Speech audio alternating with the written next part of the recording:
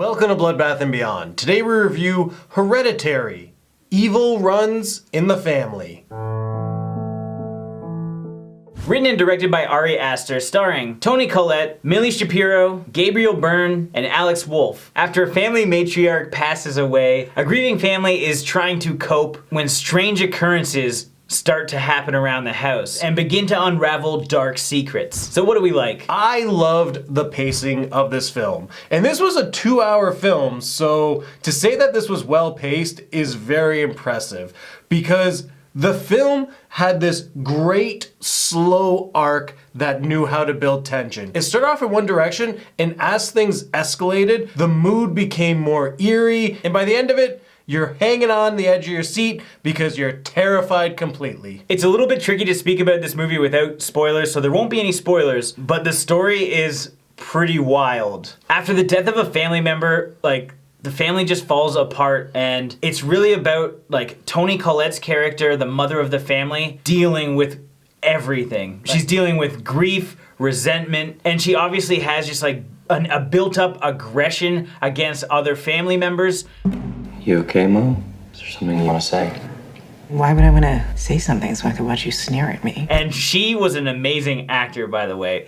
Everybody in this movie was very realistic, and they would act how you would act under the circumstances of this film, which would definitely push anyone to their limits. Every character in this film was well developed. You can feel the emotions that they're going through, and that's great because the film is trying to play with the audience's emotions. They also play with the audience when it comes to scares. They have a great way of conditioning the audience to be afraid of very simple things, including a major scare that the entire audience just absolutely lost their shit.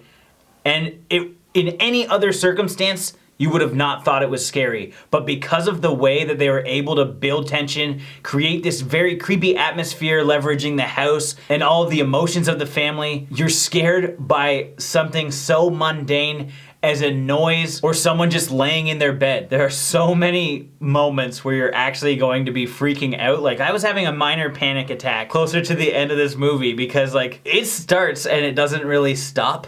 And so you're just waiting for something to happen, and sometimes you'll be waiting and nothing will happen, and that's part of why the way that this is built up is so good. This film utilized its cinematography perfectly. They did a great job building tension through long takes and using the depth of field of the characters when there's something in the background that you don't necessarily see right away. And when you do see it, it just gives you goosebumps because it's so scary when you realize something may or may not go down. Now, what didn't we like? I can't really talk about this, and I don't even know what clips I can show over me talking right now, but the very ending, I didn't really love, but I think it's something that I need to sleep on. I don't really have that opportunity before our review, so maybe I'll have a different opinion later on. But it kind of goes in a strange direction that maybe some will pick up on, some won't. I think that there's a lot of stuff going over my head, and I'd love to see an ending explained video. In any case, for the investment of time and my appreciation for the rest of the movie, I don't think that I liked the ending for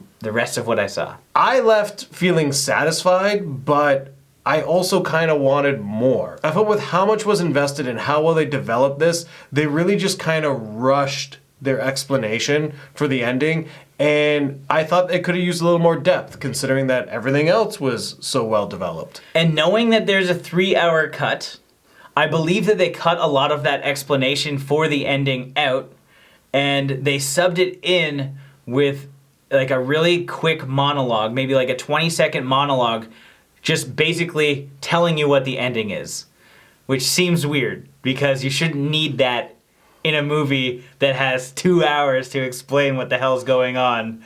And then they're like, okay, here's a monologue. This is actually what's happening. Okay, now we're good. Let's go. Now it's time for our final thoughts and ratings. Hereditary was an excellent movie. The cinematography, the characters and the acting, and just all of the situations and different scenes in the film build this incredible atmosphere that's going to make you feel uncomfortable at almost all times of this movie. You're gonna think that something's gonna happen. Sometimes it does, sometimes it doesn't, but not knowing is what's scary about this. There are some holy shit moments that the whole audience, if you see it in a theater, loses their shit at. And it's just a really intense movie. Toni Collette crushed it. Her acting and her performance, especially when she has complete breakdowns, is basically unmatched in recent cinema. It would be like an Oscar-worthy performance for sure. I did have a minor gripe with how the movie closed out, but I think if I knew a little bit more, or I slept on it and I kind of, or even watched the movie again to pick up on some hints and stuff, I think I might appreciate it more. So it won't really affect my rating. So I'm gonna give this 4.5 creepy dioramas out of 5. I really enjoyed this film. I liked how it was paced. This film did a great job building up scares, building up tension, and creating an atmosphere that is going to have you scared by the time you go home and looking at every corner in the room before you go to bed. They also did an amazing job developing characters, and the actors who played these characters delivered their lines perfectly and showcased a range of emotions to really have you feel for what was going on in the movie. I absolutely love this movie. I think everyone should go out and watch it because it's terrifying, and they did a very good job creating a different kind of horror. So with that being said, I'm gonna give this film 5 dead birds out of 5. As always, thank you for watching. Like this video and comment below with your thoughts on the film if you've seen it. If you haven't and you do want to check it out, it's in theaters right now. When it's available, I'll put links in the description. And if this is your first time here, make sure you subscribe to the channel, stay updated with everything Bloodbath and beyond.